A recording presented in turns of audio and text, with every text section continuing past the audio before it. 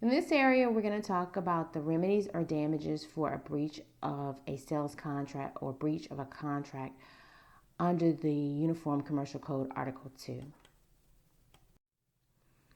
Remember from legal environment that the statute of limitations is the amount of time that a party has to bring a claim. There is a specific statute of limitations that the Uniform Commercial Code Article 2 provides if you have a breach of a sales contract, and that is a 4-year statute of limitations.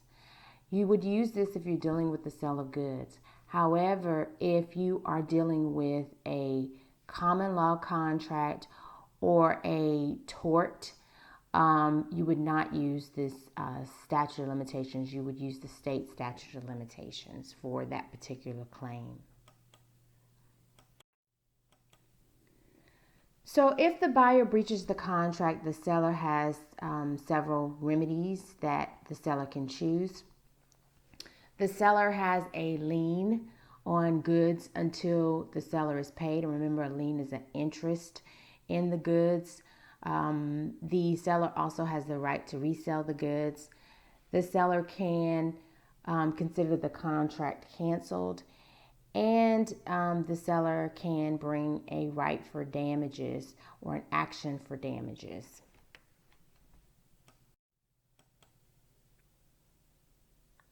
The seller's right to retain possession of the goods happens until the actual buyer makes payment. So remember when we were talking about bailments, we talked about a lien being an interest when the particular personal property is not paid for.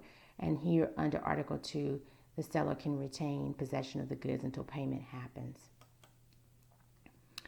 The seller can stop shipment. A seller has a right to stop shipment if the buyer has received the goods on credit and the seller learns that the buyer is insolvent. The buyer has not provided assurances as requested, or the seller believes that performance by the buyer will not occur. There's also a right once the goods get to the buyer, when the buyer is insolvent, for the seller to retrieve the goods within a reasonable period of time after the buyer's receipt of the goods. So the stop shipment, that right does exist. The seller has the right to resell the goods. Notice and reasonable commercial method has to be used. Notice to the buyer. After resale, the seller is not liable to the buyer under the original contract. The seller can recover any remaining loss from the buyer. So if the seller sells the goods and does not get the full amount, the seller can recover that. And when I say amount, I mean contract amount that was agreed between the buyer and the seller. Because the buyer breached, if the seller doesn't get that contract amount, the seller can get the remaining amount from the buyer. The seller can consider the contract canceled, and it will discharge all unperformed obligations.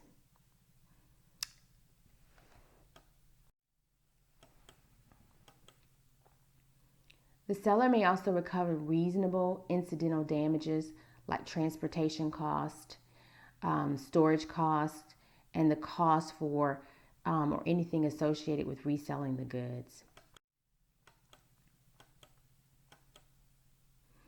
The seller can use the market price for compensatory damages, and the market price will be the difference between the contract price and the market price at the time and place of tender, or when the goods are offered to the buyer. That's one way to determine damages. There is also, under certain circumstances, an action for lost profits, and that would be recovery of the profits seller would have made had the buyer performed the actual contract. This chart shows you some of the seller's remedies, and also it talks about the differences. Also, something I should mention is, in addition to market price, the seller can get the resale price or cover price, and that would be the contract price minus, assuming you don't have any incidental damages, the cover or the price at resale. So, for example, if I was a seller under the contract, I was supposed to get $20,000, and I ended up covering getting another buyer. That's what the cover means, found a substitute buyer. The cover contract may have been $18,000.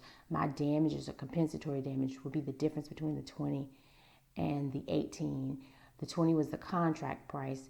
The 18 would be the cover or substitute buyer. So it's $2,000 in damages. And you may have some additional damages, which are incidental because of the buyer's breach. What happens when the seller breaches? The buyer would have some remedies also, or some damages. So a breach can be because the seller did not give a perfect tender under the perfect tender rule, or basically the goods were non-conforming. The buyer can reject. And remember that a buyer can reject even for the minor or smallest defects. If there is a material defect and the buyer could not have caught it upon inspection, or the buyer thought the seller was going to cure before and the seller did not cure, the buyer can revoke acceptance. And I talked about that a little bit in a previous area that we discussed. There's also an action for damages. The cover, because the buyer could also find a cover or substitute seller. And so that difference would be the difference between the contract price and what the cover price is. So let's say a buyer had a contract with the seller to buy some goods for $10,000, and the seller breached, but the buyer was able to find a substitute seller, but the seller was going to sell it for $14,000. The difference in the contract price from that cover price minus contract price would actually equal the damages. So the $14,000 minus the $10,000 would be $4,000 in damages. Also, the recovery could be the market price, right? So the market price would then be calculated at the time that the buyer learns of the breach, and the contract price, not the time of tender. So notice the difference there.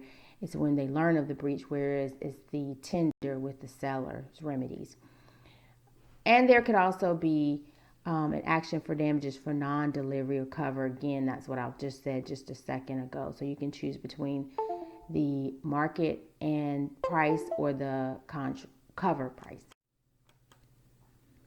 There could be an action for a breach of any warranties if that exists.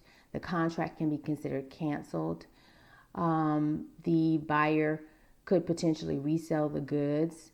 The buyer could have a right to specific performance. A specific performance would mean that the buyer would order the seller, or the court would order the seller to perform the contract, but it only exists when the goods are rare and unique. Just like in legal environment, when you could only find the goods, they're special, they're custom made. If it's not rare and unique, the court will not order specific performance.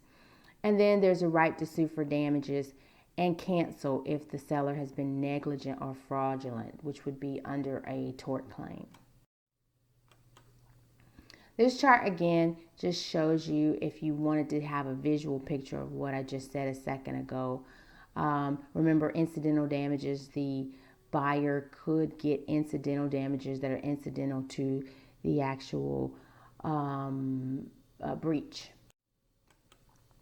Some other damages could be liquidated damages, and liquidated damages would be if the parties have agreed to in their contract what the damages are going to be. The court is going to enforce the liquidated damages clause. So before a breach happens, parties can't agree what the damages will be. The court will actually enforce that. There may be, under certain circumstances, no damages because maybe the parties agreed to a waiver of damages or an exclusion of damages.